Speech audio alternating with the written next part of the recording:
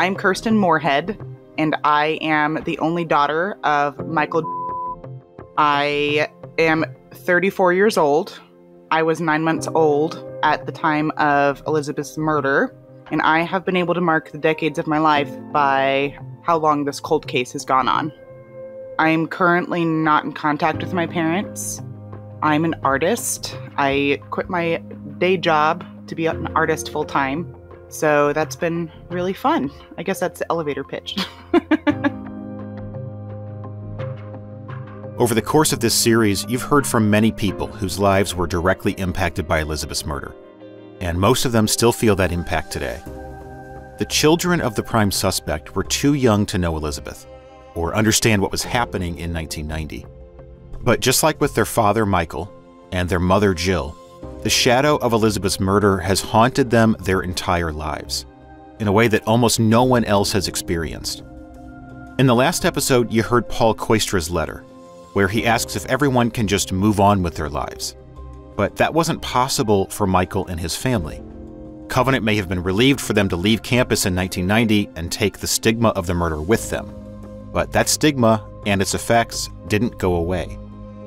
So today you'll hear from two people whose lives were uniquely changed by the unsolved murder of Elizabeth Mackintosh. This is True Believer, Episode 10, The Forgotten Children.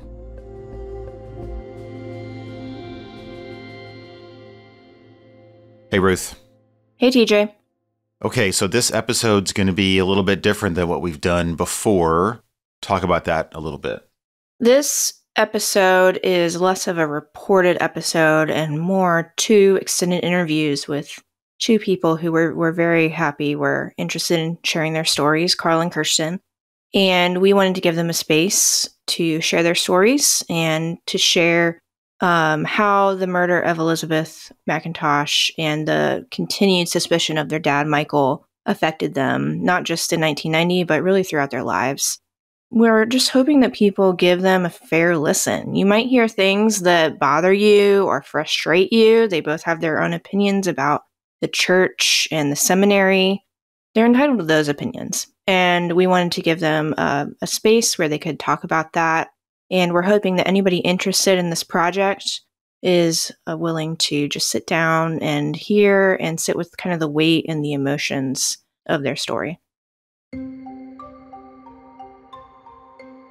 The line from Ted Lasso comes to mind, "Be curious, not judgmental."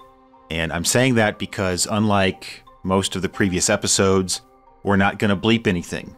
There's going to be some language and content that you'll hear that some people might consider offensive, but I'm leaving it in because I want people to feel the full weight of what Karl and Kirsten have to say.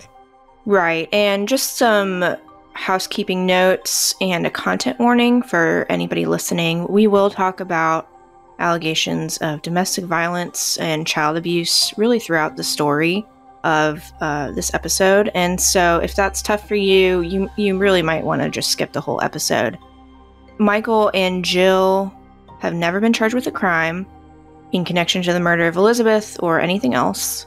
We have reached out to Michael and Jill for interviews. They've declined to be interviewed at this time. You'll also hear other folks mentioned just in passing by Karl and Kirsten. We've also reached out to Brian Chappell and Paul Koistra for comment. They also have declined to be interviewed at this time. So with that, we bring you Karl and Kirsten.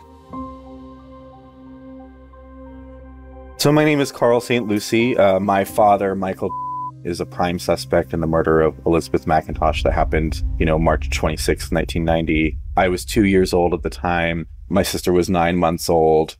So, this is a story that's, and a case that's been with me my whole life. And I've known basically all of the details since I was 12.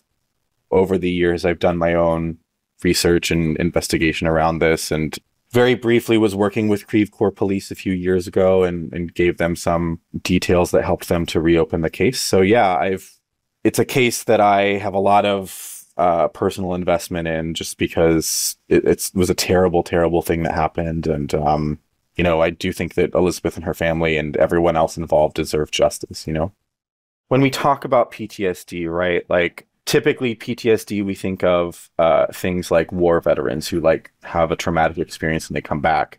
And, not to say that it's all one-off events in a wartime scenario, but like typically when we think of that kind of PTSD, we think of acute trauma, right? Like a one-time event. But then there's complex trauma, which is, the trauma that you sustain as like in terms of repeated traumas over and over and over and over again. So I will say that for me, the trauma of having grown up under like the malignant narcissist who is my father, who, is a prime suspect in this, certainly means that I have a lot to work through that people who were adults at the time and other people who knew her do not. For them, this is something that they encountered, and certainly was horrifying, and I'm sure shook a lot of people's faith. But, I was essentially brainwashed through my entire childhood to be an agent of clearing my father's name. So over the past, I guess, I don't know, 10 years since I've been out of touch with my parents, like a lot of the work for me has been around developing a totally different identity that's not based on being an extension of my dad's ego, not based on being like an object for their use. Okay, so you said you've known all the details of this since you were 12. So what were the circumstances around you learning about what actually happened? Yeah, so when I was 12, so this would have been 2000, we had moved to Germantown, South Dakota in 1999 from Pennsylvania, where I spent most of my childhood. So like we moved from a very urban place, like our nearest neighbors were like a half mile away. We lived off a gravel road. And so this was my dad's kind of first executive pastor job. Of course, like for his whole time since he graduated from Covenant, he was trying to get a job as a pastor. Of course, I think it's public knowledge that the seminary refused to write him recommendations for jobs for obvious reasons. We moved initially from St. Louis to Moreno Valley, California, where my dad, I think he was a ruling elder on their session. And he went to them with they worked with him on a complaint against Covenant about the way that they handle, they illegally tried to withhold my father's degree. They kicked him out of housing. There was like a number of things that the seminary did in particular that was, even if my dad was the murderer, were illegal and unacceptable and put us in danger. But in any case, they went and they kind of elevated this to the presbytery. And of course, Covenant kind of sits in a weird place where it's not necessarily accountable to the General Assembly in the same way that other institutions are. So I know that was kind of without getting into the weeds on that end, the upshot of all this is that he was told by the session at this church that when he interviewed for jobs, he had no obligation to disclose that he was, wrapped up in this case because no formal charges were ever brought. So he didn't.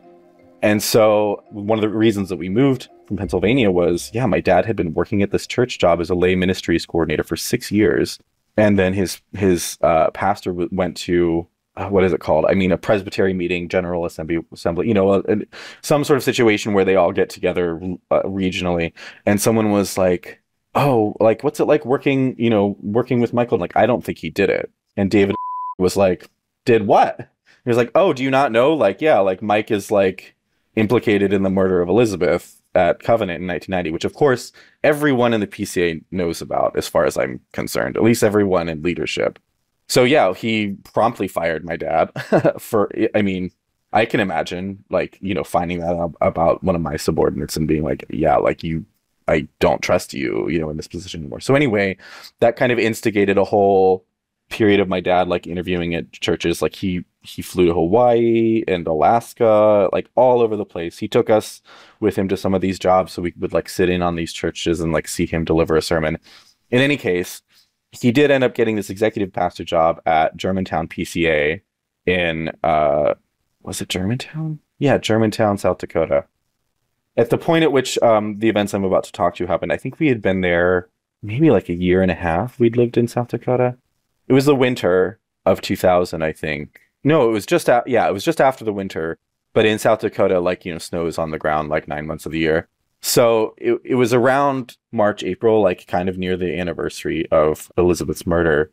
And my sister was walking to middle school at the time, and people started throwing snowballs and rocks at her, calling her the murderer's daughter. And neither of us knew what was going on. So my parents took us to this park. Just me and my sister, left my brother with a babysitter and took us, and basically said, yeah, like, so when your dad was a student at Covenant, he was a work-study janitor. There was a woman working underneath him named Elizabeth who was murdered. You know, your dad is the prime suspect. He didn't do it. He was framed. Yeah, and they told me, you know, the details of how she was killed. I mean, they told me like a remarkable amount of details. They told me even that the night before the murder that like the two of them had gotten into a big physical fight in which, among other things, my dad dragged my mother around by her hair. Incidentally, I know we'll probably talk about this a little later on, but like one of the things that was interesting watching the Cold Justice episode that I hadn't really put together anymore was that Elizabeth was dragged by her hair from the lecture room into the bathroom where she was killed. So, I mean, I guess, like, yeah, they just kind of disclosed everything to me. And that then kind of explained, like, yeah, like, this is why we're moving into town. Your dad is not going to be working anymore. And so, yeah, for the rest of our time in South Dakota, after they kind of ran us out, he was a postal worker. And then we moved to Houston. And the reason that this was happening, big important point, is that Donald, Elizabeth's brother, had flown from Edinburgh to Sioux Falls, driven out to the country, listened to a sermon that my dad had delivered sometime near the 10-year anniversary of Elizabeth Mackintosh's murder, flew back to Edinburgh, worked with a journalist with an Edinburgh newspaper that I will have to... the name of the paper is escaping me at the moment. Oh, the Edinburgh Daily Record, I think is what it was called. But this journalist that he spoke, he collaborated with a journalist to write about this experience of like going to the church where the man who probably killed his sister was delivering a sermon. And the newspaper itself faxed the article to our local newspaper. And I know that because I have a copy of the fax with the number, like, and the number corresponds to the newspaper itself. And yeah, like basically everyone in that community freaked out. They ran us out of town. And that's the point at which my parents told me and my sister about it, because they were like, well, you know, now there's violence happening outside of, I mean, not that they were self-aware about the violence that was happening in the home, but like, you know, now there's stuff happening to our kids because the community is reacting to this news. And they felt like we were old enough to know, which I don't think we were. But yeah, like, I mean, they shared with us a remarkable amount of detail when I was 12. So then you guys moved to Houston. And then, so is this event, is it a part of your life in any way? Does it get talked about? Or is it kind of like you find out about this thing and you pretty much go on with life and that's that? Well, like I said earlier, I mean, my dad, like the way that my parents sort of framed it was like that he had been framed for this crime, right? And like it was very apparent to me that it was my job as an individual to sort of sacrifice whatever agency, whatever power I had to sort of bring justice to this case. And justice meaning, you know, of course, like my dad's name being cleared in that case. And so, yeah, I had thoughts of being like, you know, like the Abraham and Isaac situation, being willing to sacrifice myself, which I think is like a natural way to feel. Like if you think that your father has been the subject of a gross miscarriage of justice, you know, that's made him resentful and bitter and angry, and then every day you're having to deal with like the consequences of that rage and that anger, like, of course you want to fix it. Like you want to bring the family back to a sense of safety. And I remember that, yeah, he was always very derisive when he spoke of Elizabeth. He was very resentful at people like Brian Chaplin, who, I forget the name of the guy who was president of the seminary at the time. Paul Koistra was president. There you go. Paul Koistra, yeah. So yeah, like always, I mean, endlessly heard about like what pieces of shit Brian Chaplin and Paul Koistra were. The fact that I even knew who they were was strange. So I don't know that, I mean, it's certainly not something that we talked about every day, but it was certainly always there. Here's what I think happened. I think that my dad hated Elizabeth. I think that he had a really contentious relationship with Elizabeth, but I think he was murderously angry at my mother. And I think when this stuff about the memos came up, you know, just having had a big fight with my mom, I think he just misdirected that rage and just killed Elizabeth. I don't think that he had like a plan to kill her. And I think that when he came to her in that moment to have this confrontation about, you know, these memos that were between them, I think she gave him sass, and I think it just put him over the edge. I think that most of his rage and violence was misdirected. Certainly, like, there were times where I was asleep and I was woken up to being backhanded across the face for, obviously something that wasn't my fault. Yeah, I guess I'll cap it there. I mean, there's so many things to talk about in terms of just like the abuse, but like I guess to sum it up, like there was a period of time in my 20s where I just gradually came to see that they are just incredibly dysfunctional and incredibly abusive.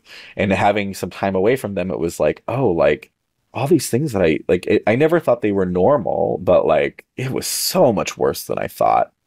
And, as time goes on, it becomes worse and worse for me over time, realizing just how objectified I was and how unloved and how completely alone we were, with no adults in or out of the house or in our family to help us, with this person who was just, of course, I don't know if my dad killed Elizabeth or not. I mean, I wish I did. I'm pretty sure he did. But was he capable of it? 100%. 100%. I saw homicidal behavior from him my whole childhood. I have no doubt that he was capable of it, And, it was funny when I was watching this episode of Cold Justice, when they talked about how, like, he'd, first of all, written her, like, a very detailed, like, bullet point, like, list of, like, all these problems he was having with her, and then she sent it back with spelling corrections. I was like, yeah, he killed her. He for sure killed her. Like, that sort of thing would have absolutely driven him crazy. My dad hates women. And, like, this is, like, my broader contention is that, like, misogyny is the baseline of this church culture. The attitudes and behaviors and things that I have seen women in this denomination, like, go through my whole life are crazy. And in every case, it has been an effort to cover it up. And I guess that's one of the reasons why I have felt not only very frustrated for this, over this case for a really long time, but like why I'm very vocal about it, because I don't see this as being like, I mean, was what happened to Elizabeth terrible? Yes. Was what happened to her family terrible? But like what we are dealing with here is a much broader problem of this kind of behavior happening behind closed doors, no one else ever finding out about it. Like, the problem is, like, if you're a victim of this kind of stuff, there is no recourse anywhere. There's no recourse anywhere. The police are not invested in helping children in these environments. The church is not invested in it. Like, it's just, I don't understand why that's the case. But if my experience as someone who lived through this is any indication, it's that people do not want to know. They just don't want to know, because to them, if they found out how many of these pastors are homicidal psychopaths, it would actually make them, for the first time in their fucking lives, have to think about whether their faith is really rooted in anything. But people are not interested in doing that kind of analysis. They're not interested in being critical. They'd rather just sit and put up with it and watch other people suffer than get involved. It's my opinion that we really need to figure out on a social level what we're going to do about the fact that these people have so much power. Because as far as I'm concerned, we're never going to see justice for children and for women that are kind of subjugated in these environments until there's a broader conversation about how this is a bad worldview. It's bad. It's like bad to its core. Like, and I'm frustrated by the fact that, like, as a society, we've just decided that it's off limits because it's like religious freedom, and you just don't get to say that. And it's so, that sort of thinking leaves so many people in the lurch, and it leaves so many people with unresolved trauma, unable to thrive, just getting by day to day. I mean, like, I would say that, like, for me, like, people tell me all the time that, like, they're really surprised at how well I'm doing considering, like, everything that I lived through. And I'm like, well, yeah, like, you're only seeing part of it, first of all. Like, I mean, I live in a, like, my apartment is a mess. I really struggle with self-care. Like, I have incredible daddy issues. I have amazing issues with feeling worthwhile. Like, I'm having my first feature film come out this year, and I'm working with some of the top people in my business, and I spent the whole time working on that just petrified that if I made one single mistake that I'd lose my entire career. And one of the things that I'm learning is that like that, among other things, is like a long-term, possibly lifelong consequences of surviving narcissistic abuse. And so, yeah, I wish I knew like what the answer was in terms of like solving this, but I just know that like being polite and like trying to kumbaya and like pray through this shit is not the solution. It's not. Like, people need fucking EMDR. People, I talk about trauma as an injury of community. I really believe that. And I think that like one thing that is exciting about being an adult now is that there's so much more research on like what happens to the body and to the brain as a result of trauma. And there's breakthroughs and stuff. You know, I did EMDR. It was really, really helpful for me. But at the end of the day, like it's a profound mistake to say to someone, you have PTSD, so you have to go to therapy. It's like a person has to be enfolded by a community. They have to have the opportunity to process. They have to have mirroring. You know, there's a zillion things that have to happen in order for someone to really heal from trauma. And another thing that's been like, that's held my interest in this case for so long is knowing that like, certainly like the things that I've lived through are terrible, but like the consequences to hundreds, if not thousands of people is immeasurable.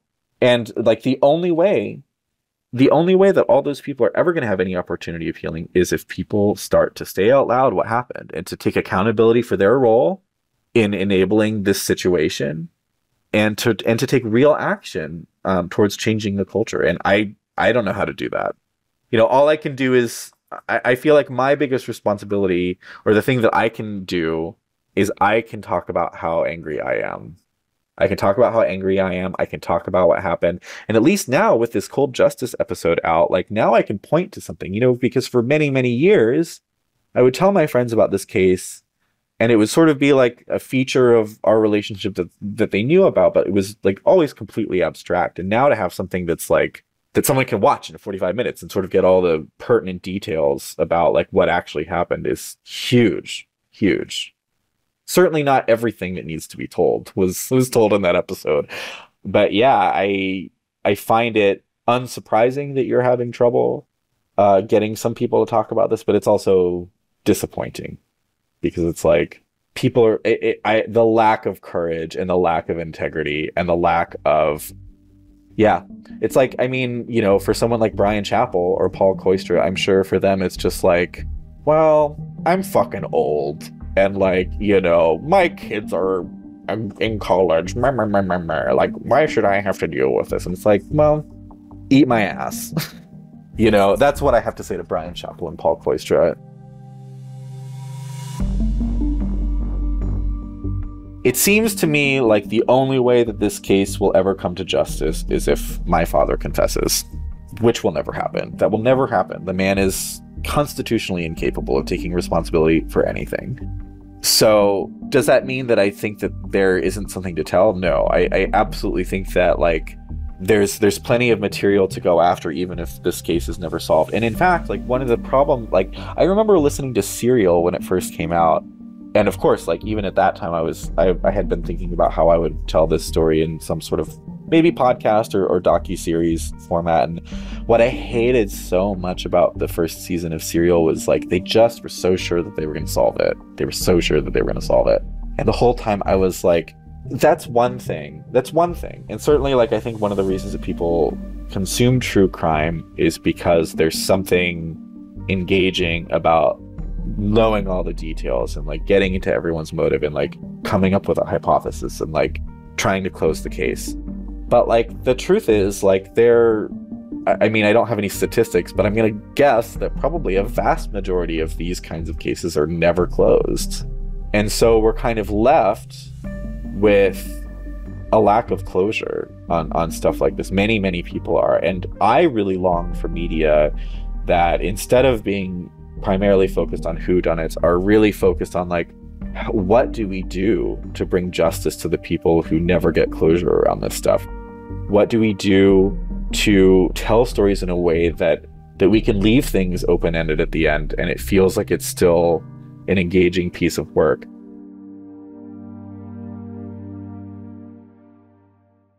The things that we expect people to do to heal from this stuff all on their own effort are insane. Like the amount of money and time that I've had to spend like doing the personal work to move on from this is immense.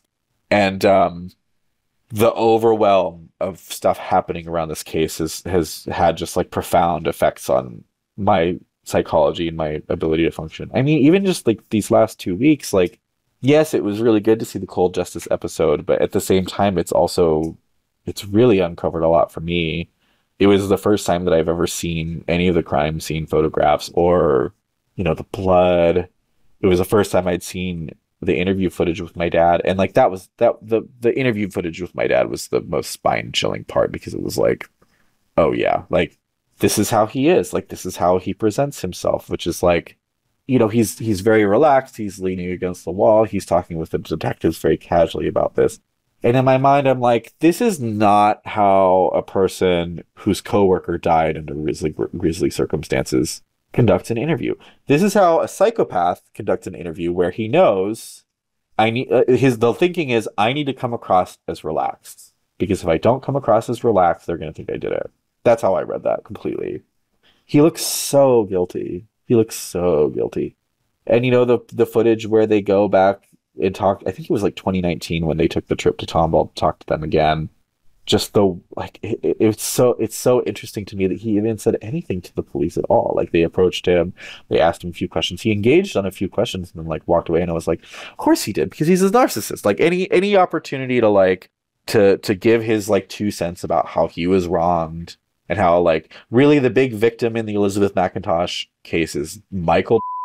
You know what I mean? And that's how it's always been. Like my dad is always the victim of this case, because he was framed and because Elizabeth was a bitch and, because the seminary framed him. It's just, yeah, it took me a long time to see how crazy it all was. But now looking at, especially just seeing it all in that episode, it was just like, wow, like it was just so obvious.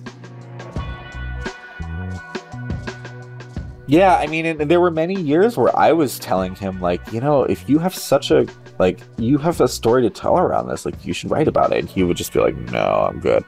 In fact, like, one of the things I did at NYU, I think it was the ensemble project, where you had to develop, you had to think of a community of people as a protagonist who, like, it's a stable community at the outset, and something gets introduced to that community that like throws things into disarray, and like you have to decide as the writers whether the community dissolves or unifies around this thing that's happened. And I said to my partner at the time, I was like, I have an impulse to tell the story of like Donald McIntosh stalking us and framing like our church community and the community in Germantown, South Dakota, as this community. Like the article from the Daily Record being like this introduced element, and like the fact that they decide to come together and do like a kill the beast moment for my dad. But in any case, like we presented this, and like one of my professors afterwards was like, this is the most thrilling thing I've ever seen presented in this program. Like you're really, really, really onto something here. I had brought this home to show to my parents, and like in my mind I was like, yeah, like I'm finally telling this story. Like the pastor character is like at that time I wasn't sure still, and that character was very sympathetic, right? Like I was painting my father as a sympathetic character who was like in a very unfair situation, and my dad hated it. He was not happy about the fact that I had written about that, and it was really confusing to me at the time, because I was like, how do you not want, like, if it is true that you have been, that this has just been a huge injustice to you, you should be desperate to tell your story, because I'm desperate to tell my story, having gone through what I've gotten through. And I had to really sit and think with myself and be like, why is it that every time I suggest he actually do something productive in terms of like write a memoir about this or speak to someone else, he just was uninterested in it? It's like, because he fucking did it. Like he did it. And he knows that if he, like, his reasoning, like, oh my God, the reasoning that he gives in the Cold Justice episode, there's this, oh my God, he makes the claim that he looked for Elizabeth in the chapel, but he looked everywhere except the men's bathroom.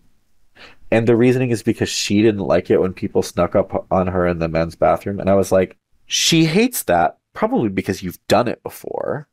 And second of all, you're both janitors. You know that she's going to be working in the men's bathroom. Like, the fact that you would go everywhere except there, it makes no sense. I mean, his reasoning is really, really shoddy. I mean, like, the only reason that this case has not been solved is because Creve Coeur police officers, when they entered that crime scene, thought it was a suicide. So they stepped in the blood and they washed their hands in the sink and they fucked up all the evidence. That is why this case has not been solved. And you know, who's to say, like, all the people from the seminary who've misbehaved, like, I think that the culture of this is so embedded. It's like people in, like, and this is the thing, people don't want to hear stories like mine, especially on a first date. I finally learned that. I finally learned not to talk about it on a first date. But like, what I have found is, like, consistently the people who do not want to talk to me are people who are in similar circumstances, because in order for them to make emotional space or, you know, listening space to hear me talk about what happened to them, they would have to actually consider that their relatives are narcissistic or, you know, and or abusive, and, you know, and people don't want to do that. And, you know, I think that for a lot of people that have been in my life, a lot of injustice was justified by the idea that in the end, like, Jesus is just going to make everything better for everyone. I think that's an incredible cop-out. I think that if I ever heard someone from Covenant try to tell me something like that, I would, I don't know what I would do. I would not, it would be professional and appropriate, but I would be very upset, because and this is why I'm an atheist ultimately, is because I got so sick of expecting all of these institutions that claim to be about justice, that claim to be about truth, just at every opportunity subvert any opportunity for any of those things to happen. And it bugs me just how many people are so checked out from any responsibility they have to, like, humankind, because they are so invested in whether or not they're fucking going to heaven, because that's when everything's going to be fine. It's like, no, like, we are here now. If we are in relationship with each other and we live in civilization with each other, we need to have systems of economics and justice that support our ideals. We need to have those things, you know, and we don't. And one of the reasons we don't is because of the strength of, you know, the Christian movement to enshrine bigotry into legislation. I don't know. I realize I'm getting a little soapboxy here, but I feel like I just think that these things are also important to talk about, because I'm sick to death of these institutions never coming under any sort of criticism, because it's just assumed that we assume that they're good. It's good that we have police. It's good that we have the church, because, you know, we just need those things as a, you know, what is the word? Premia facie or whatever, you know, like, it's just like per se a good thing. And it's like, I don't know. I wish, it makes me wonder how many things could have been handled differently about this case on every level if people hadn't been so invested in the reputation and the status that they had as a result of being kind of high-level people in this denomination. There has to be some redemption of this, whether it's completely internal for me, where, like, whether I get to a point where I've forgiven everyone and I've, like, moved on and, like, you know, I'm doing well mentally, or whether I get some sort of restitution and, like, other people get restitution that they're owed. And it's not just me too. Like, I think that so many people were harmed by this. How do you ever make it up to a person like that? How do you ever make up, like, the lost years of someone's life that in which they suffered for nothing? What, for Brian Chappell's ego? Brian Chappell's ego is not worth that much, frankly. I certainly think it has no value. But yeah, I don't know. I don't know what restitution looks like, but I think that there should be some actual restitution beyond, like, yeah, I certainly wouldn't be satisfied if there was a memorial or if there was a plaque. Like, I think that the seminary needs to really, really do some soul searching if they're going to actually go for justice ever.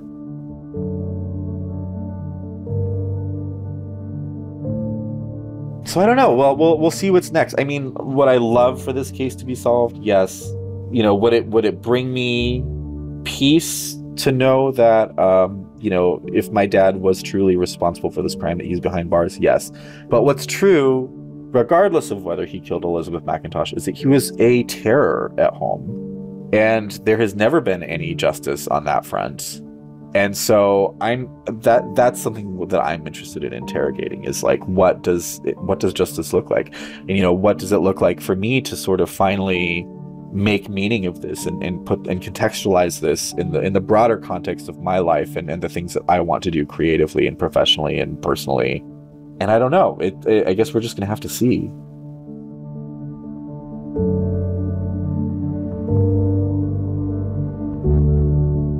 So that's Karl's story. Now we'll hear from Karl's younger sister, Kirsten, who was the baby you heard crying during Jill's police interview on the night of the murder.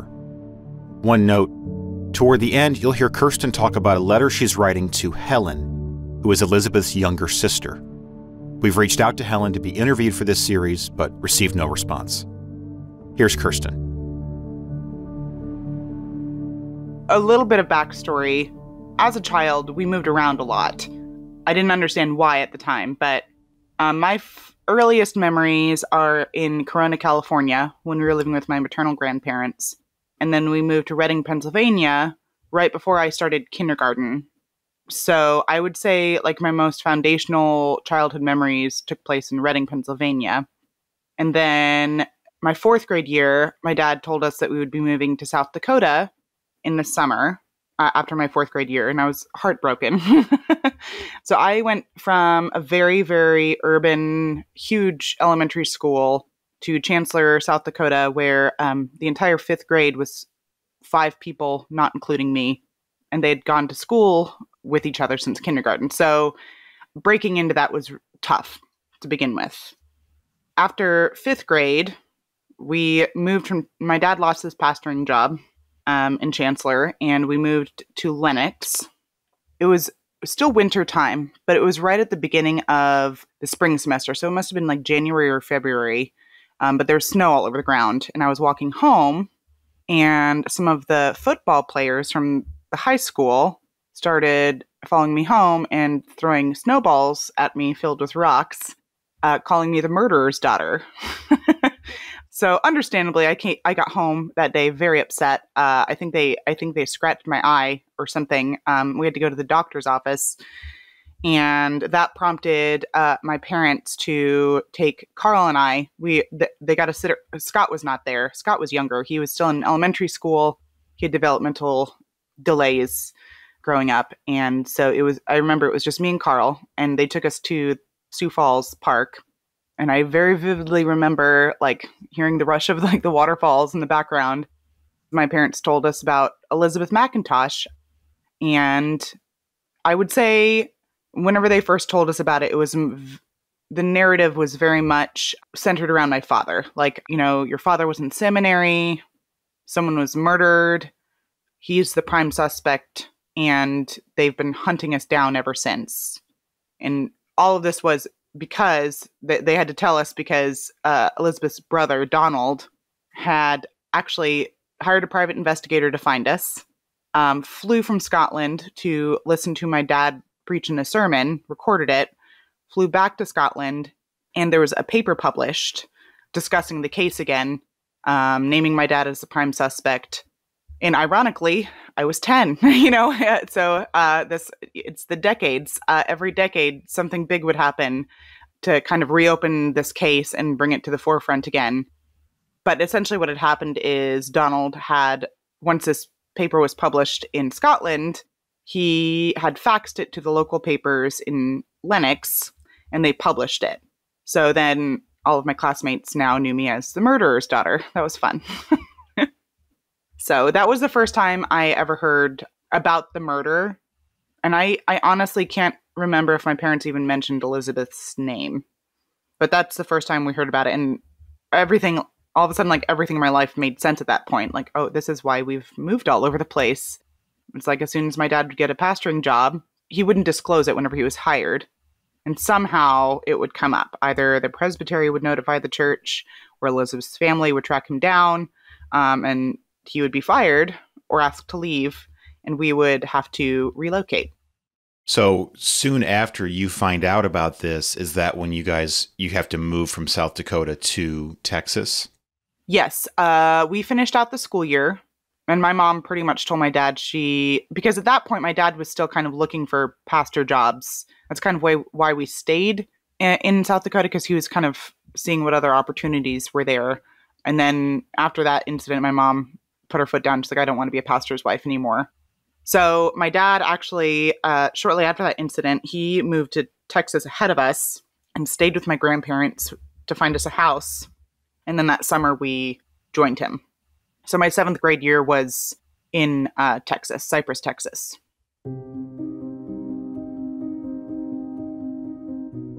I would say my childhood ended at that park that day. Everything after that, once we found out about it, my dad didn't feel like he needed to hide it anymore. So, especially in Texas, moving to Texas was like a huge defeat for him. And he was resentful. He was resentful of having to give up on his life's dream. So there was lots of him getting drunk and ranting about the case. And it was never, ever about Elizabeth. It was always about how he was ostracized, how he was wronged, everything that the police did against him. He was very much the victim, and he would get so worked up that oftentimes he would take it out on us. And I mean, prior to the Sioux Falls, they definitely were followers of corporal punishment. And I would definitely say the spankings were not always purely disciplinary. Like, there was definitely rage that came through, but we never really got an explanation as to why. But it was like, after we moved to Texas, it was just like, he didn't need an excuse to beat us at his whim anymore. Or he would find an excuse. Little things could set him off in the stupidest ways. So yeah, I would say my childhood ended at age 10.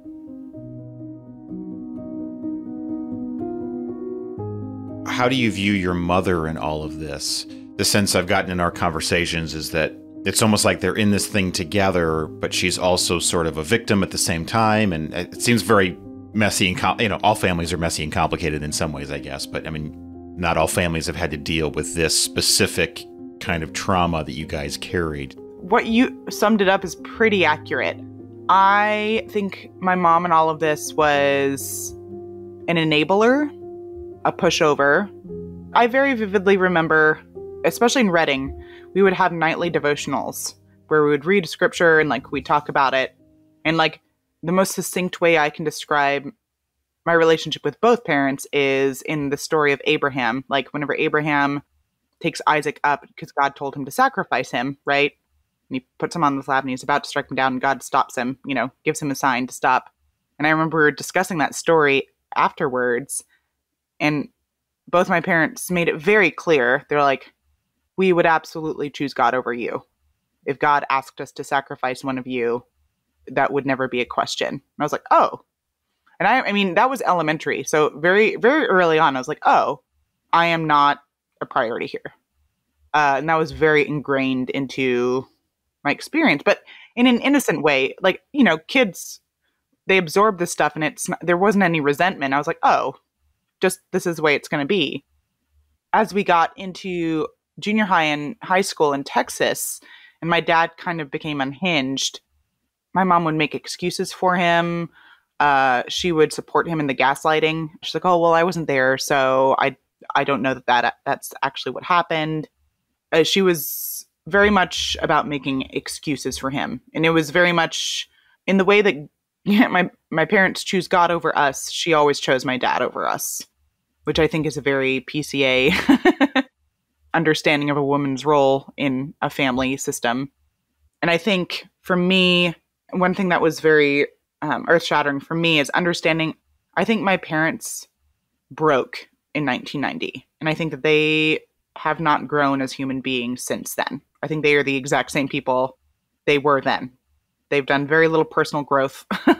And it was kind of evidenced to me about a year ago, maybe it was a little over a year. I was teaching at the time, and I very purposely went into teaching art because for me in high school, my art classes were my salvation. I didn't want to be home. So I signed up for as many extracurriculars as I could. And I found solace in art, performance art, visual art, all of it. And so I returned to the classroom, and I was teaching middle school at the time too, which actually, ironically, is my favorite age to teach. I wonder why. I had a student that came to me and was just telling me about stuff that's going on in her life. Anyways, I was on the phone with both my parents at the time, and I was kind of relaying this story of my student to them. And my mom's reaction was, she's like, well, Kirsten, I know your childhood was dysfunctional, but at least it wasn't that bad. And then my dad chimed in. He was like, Kirsten, you can't possibly think that your childhood was dysfunctional, can you? So clearly this is not a conversation we're ever going to have, an honest conversation we're ever going to have, My mom always chose my dad over us. She would very frequently gaslight us if we spoke against him. But we were also their marriage counselor. So whenever he would do things to her, she would come to us for solidarity. So yeah, it is very confusing and very flip-floppy. I would say my mom's view of herself in any situation is as the victim. So however that will suit her, either we're attacking her and her parenting, so she has to gaslight and say, well, that was your father, that wasn't me. Or if he's attacking her, then she comes to us to try and rally behind her, if that makes sense. There's almost there's a mutually beneficial dysfunction. Yes, that's a great way. Mutually beneficial dysfunction. Yes. Tell me about your relationship.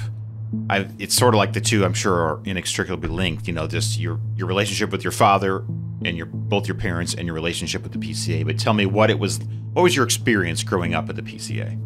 I would say, especially while my dad was a pastor, and in Reading he was an associate pastor, so still in a role of leadership within a PCA church.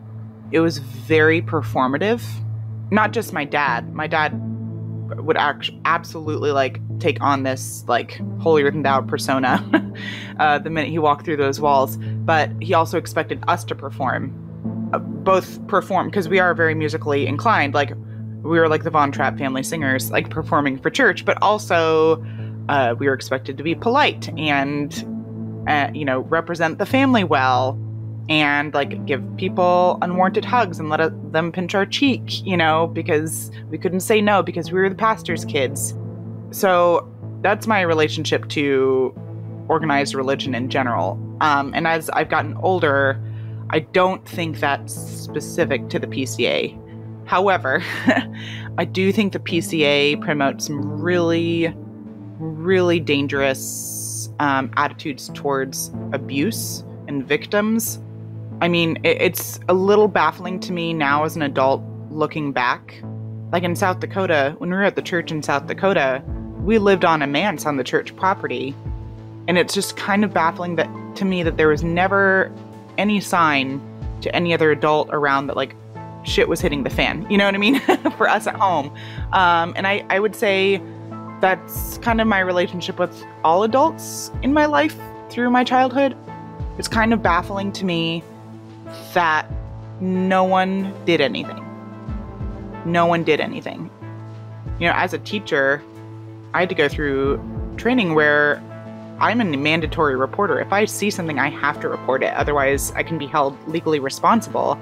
And I did. I reported anything and everything. And yes, that has hurt my relationship with some people, but I would rather be wrong than right, if that makes sense. So I hold a little bit of resentment to the PCA in that they didn't protect us in any way. In fact, I think they actively hurt us for the sake of appearances. And as I've gotten older, I am, in fact, an atheist. And I know that I don't like to broadcast it because I think people think it's me rebelling against my father or my family. And it really isn't that. It is, for me, going to church is performative. It's not sincere. And I just don't feel the need to live my life that way. And that was, that even beyond breaking out of the PCA in high school and college, Karl and I, for a while, once we moved to Texas, our first rebellion against our dad was, because he was very caught up in this, we must go to church as a family together. We must appear as a family unit, a happy family unit at a PCA church. That was very important to him. And so the safest rebellion that Karl and I could do was go to a different church. Like, we couldn't not go to church. That was not safe. But so we chose to go to a different church than my family, and that was allowed, but not very highly frowned upon. So we ended up going to an evangelical church. And Karl, who is, as you know, brilliant, genius level brilliant pianist, he got into their praise band. And so I remember we would set up in like an elementary school every Sunday morning, and Karl would have to get there early for band practice. And while he was doing band practice, I would help with the chords. I'd set up the chairs. And all I ever got was, "You have such a servant's heart, Kirsten. You have such a servant's heart." Yeah, And so I was like, oh, I'm getting out of my house and I'm getting approval from other adults for like having a servant's heart, for working, for being a hard worker. You know what I mean? And so I remember Karl left for college, and all of a sudden I was at this church like without him. And I guess he and I had always gotten so much attention that I hadn't made the connection that it was because of him. So like literally as soon as Karl left, like they dropped me like a hot potato, they didn't know what to do with me. No one was interested in me or my life anymore. It just felt, I was like, wow, like you don't give a shit about me at all or what's happening at my house, because now I'm there alone. And so that was kind of whenever I was like, yeah, I'm done with this. Like, and I realized it's like the only reason I am here right now is to get the approval of these other people. I'm not here because I actually sincerely feel that there is a higher power that I am in communion with here in this space. It is literally to get the approval of the people around me. And that's still how I feel walking into churches. It just feels, I don't doubt that other people have a sincere relationship with a higher power, but the whole like church fellowship thing feels very fake and performative for me.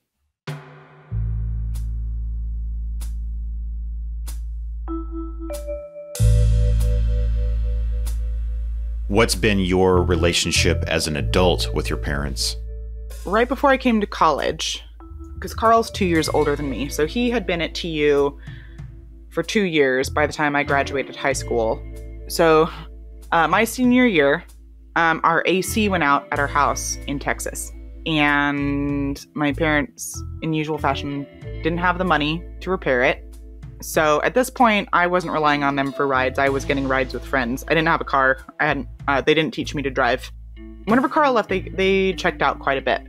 There was hardly ever food in the house. And so I would just get rides with my friends to school and all the extracurriculars. So I asked my grandparents if I could move in with them for the summer. And I did.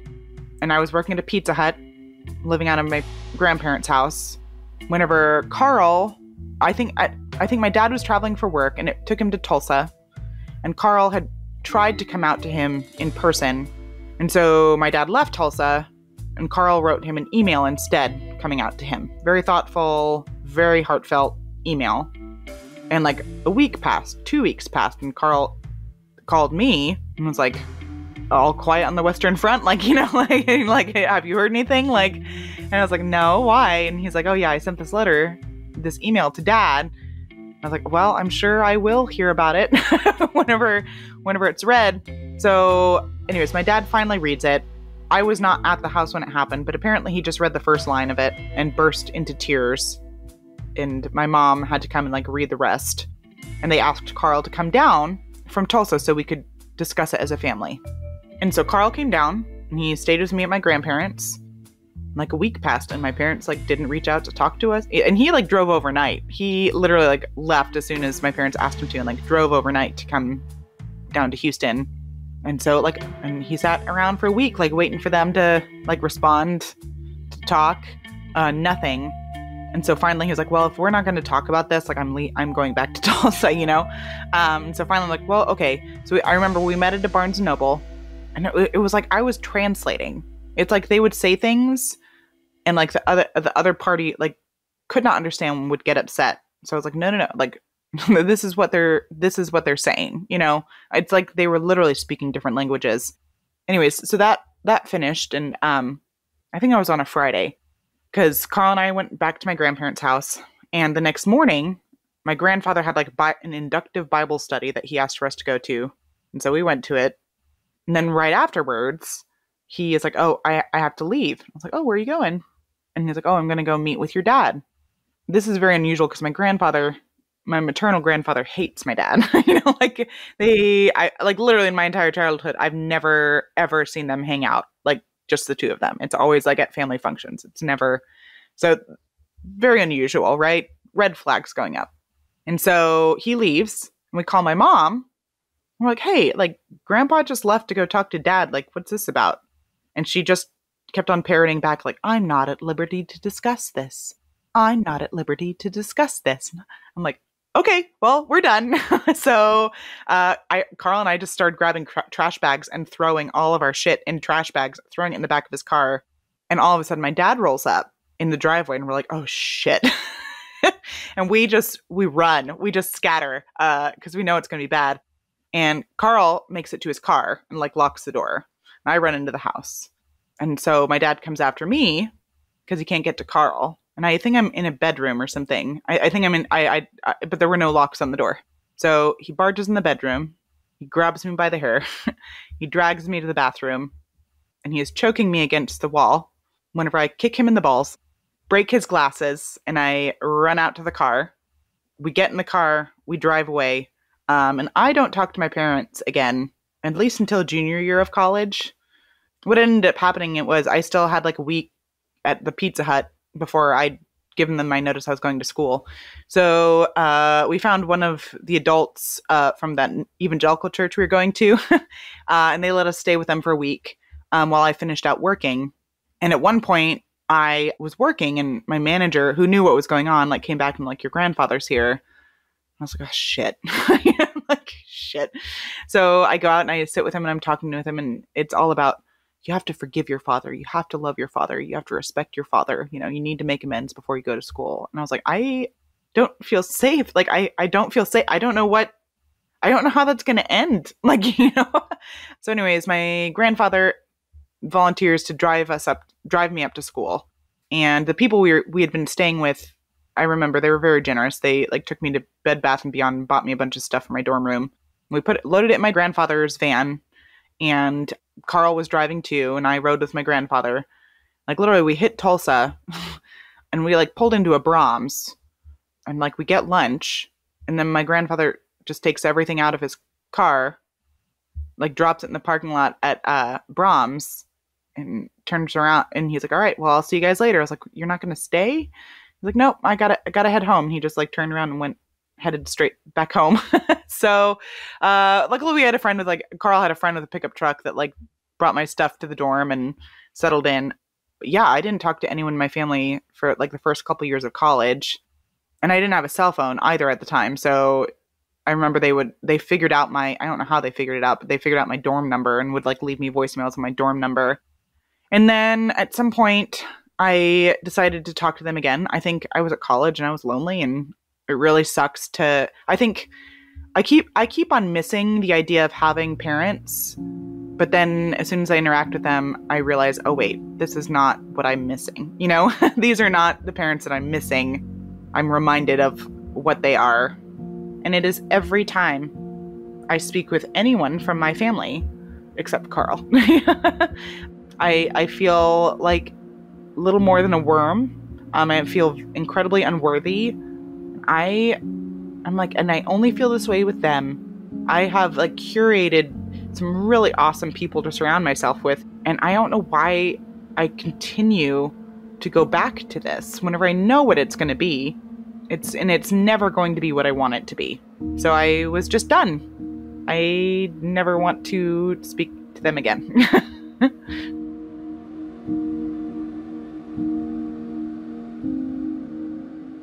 Going back to the incident, Carl comes out to him, but he attacks you. Yes. What is that about? Oh, I had lied to him for years, which I will admit I did, because as soon as Carl went to college, and didn't immediately get a girlfriend, which is what happened for my parents. You know, they met in college, or my mom met my dad in college. My mom would ask me like once a week. She'd ask me, and just like, is Karl gay? He doesn't have a girlfriend. He's not talking about any girlfriends or anything. I was like, I don't know. We don't really talk about that. Like, we don't talk about sexual stuff. He's my brother. Ew, gross, you know? But my mom has this way of asking questions that she doesn't really want the honest answer to. You know what I mean? Because the honest answer throws her off the handle, which inevitably gets my dad riled up, and then we get hurt, is how this happens. So yes, I did lie to them about Karl. Primarily because it wasn't mine to tell. And secondly, I absolutely would not have been safe telling them that. Neither would Karl, as evidenced by how they did inevitably react. But yes, I got beaten up because I lied to him about it. From 10 years old, my entire life has been shaped by the question, like, am I a murderer's daughter? Am I? And with the help of a really fabulous therapist, I think it was important for me to answer that question for myself so that I could move past wrapping my entire identity around my dad and this case. And for me, I think he did. I answered that question for myself about a year and a half ago, shortly before I cut them off. And part of what led me to that decision was speaking with the detectives in 2020. 30-year anniversary. They reached out to me. They were opening the case. They were bringing in the investigative team for the cold case documentary. And I spoke with them. I shared a lot of the stories I'm sharing with them. And they shared some info. I mean, like, they shared what they could with me. And it wasn't anything I didn't already know from, like, doing research with Karl on it. But I think around that time, taking all of that into my therapy sessions, I had to make a decision then. But I think what really solidified it for me was watching the documentary. Specifically, the reenactment of the attack is very familiar. There are several cases where my dad would drag me from one room to the bathroom by my hair and choke me. Very similar to what happened to Elizabeth. Eerily similar. And I think the other thing for me was watching his original 1990 interview and the way I think I talked earlier about his holier-than-thou persona he would acquire when he walked into churches. He would do that. He would beat the crap out of us, disappear for a couple hours, and then return in this holier-than-thou, super calm tone and just explain it all away. And it was exactly the same, like, cadence in his voice as in that 1990 interview from the documentary. And I think for me, like, I knew all of this. There wasn't anything in the documentary that I didn't already know about, but reading it on paper and hearing about it is very different than seeing it.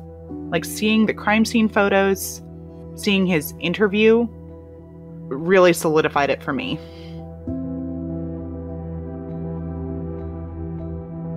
What I'm still working out in my letter to Helen, I think what I really want to say to her is, like, sorry.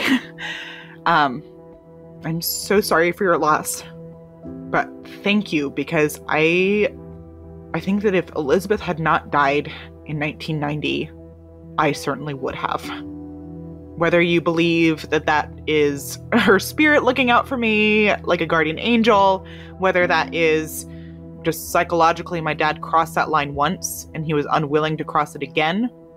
Maybe it was because I was his family and it would be too obvious. He couldn't talk his way out of that. I think that if Elizabeth had not died, I don't think I would have survived to adulthood.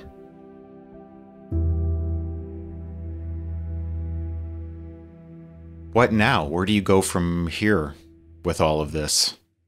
I'm really excited because I feel like this past year has really been like the first year that I have unburdened myself from this. Like, I answered the question for myself and I was able to form an identity outside of Michael daughter, or Karl St. Lucy's sister.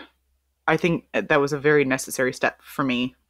And and it's very uncharted territory. I will say, growing up in childhood of narcissistic abuse, there are predictable patterns, even if the predictable is unpredictable. Like I am going to predict that I have no idea how this is going to go, but it's going to be bad.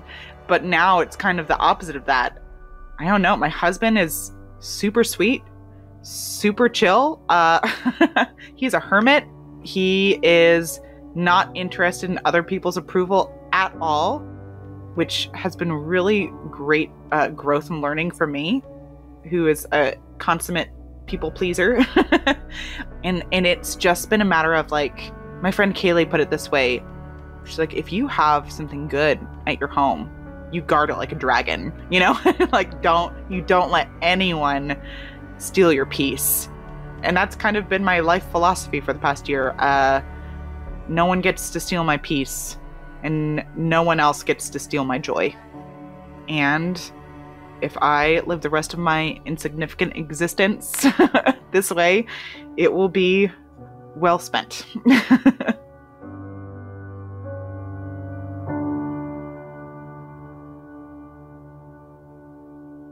TJ, this was, I think, the episode that was most important for me to tell as part of this project, because it just makes me so mad. Just how the system failed these kids. I mean, multiple systems failed these kids. The seminary failed them. The church failed them. Their schools should have noticed that they were being abused at home and contacted the authorities. I don't know what could have made this all better, but it just makes me so angry when kids have credible allegations about mistreatment at home and aren't taken seriously. I see this over and over in my work as an education reporter. I know just from growing up in the church that there's many stories of kids who are not treated well at home. And, of course, there's a huge range of that. But I just hope that anybody listening to this, if this resonates with you, that you know that there are people paying attention, that there are ways to get help. And if you have listened to this and it's maybe unlocked a memory, I would just encourage anybody to seek out help and see if there's a way that you can help. And God, like, I just have so much to say. Like, anybody listening to this too, if you think about a family who you are worried about, there are ways to kind of reach into that situation and be a helpful, useful adult. And everybody just needs to look out for the kids in their lives and help them. I can't even construct credible sentences. It just makes me so mad. Understandably. But yeah, I know that some people will be upset at claims that Karl and Kirsten make. But again, they're entitled to talk about their experience, and I just think it's really important that we listen to them.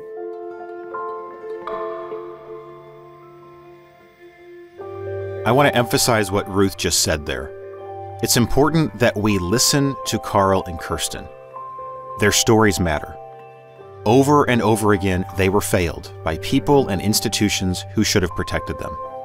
Ruth and I have reached out to multiple people who knew Karl and Kirsten as children, and they all essentially remember the same events. Two separate people confirmed the story of Michael assaulting Kirsten after Karl came out to their family. Our hope is that their stories make people and institutions think hard about the present, the future they're building, and what can be done to change things for the better. It's also important to say that we are not sharing Karl and Kirsten's stories as evidence of Michael's guilt in the murder of Elizabeth Mackintosh. We've said it many times before, but Michael has never been convicted of any crime, and he's innocent until proven guilty. So with that, we've spent the last 3 episodes, and really most of this series, focusing on Michael's connection to Elizabeth's murder. But Michael wasn't the only suspect, and he wasn't the only person on Covenant's campus in 1990 engaging in questionable behavior. So now it's time to turn the page, to talk about other men the police looked into, and other theories about who might have been connected to Elizabeth's murder. Next time. True Believer is written, recorded, edited, Mixed and executive produced by TJ Ingracia. Co-written and co-produced by Ruth Servin-Smith. Research and development by Kyle Hackman and Doug Servin. Visit TrueBelieverPodcast.com to see additional materials related to each episode, or to get in touch with us. If you're someone who knew Elizabeth, or have any information related to her or her murder, we'd love to hear from you.